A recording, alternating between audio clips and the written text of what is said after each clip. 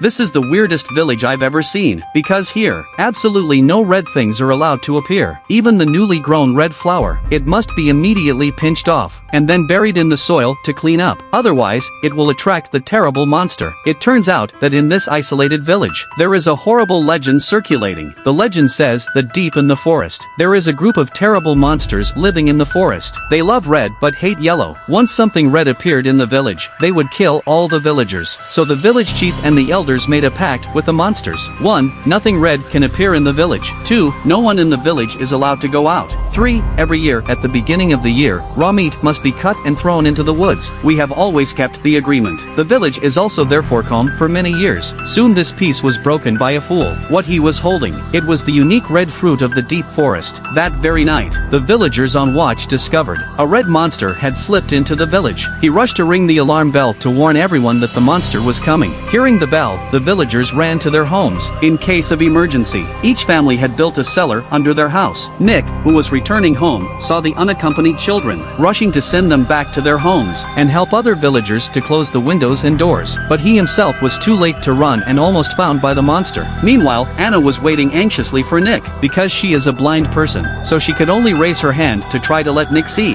The result is not waiting for Nick, waiting for the monster. The monster was about to pounce on Anna. At the critical moment, Nick arrived in time, pulled Anna into the basement to hide. Everyone huddled together and looked at the ground, praying that the monster can leave soon. So we hid underground all night. The next morning, the monster finally left, but on the doors of every house were left with red marks. Obviously, the monster would probably come back. The village chief hurriedly led the men, throwing a chunk of raw meat to the edge of the woods, asking for reconciliation with the monster. However, at night, something terrible happened again.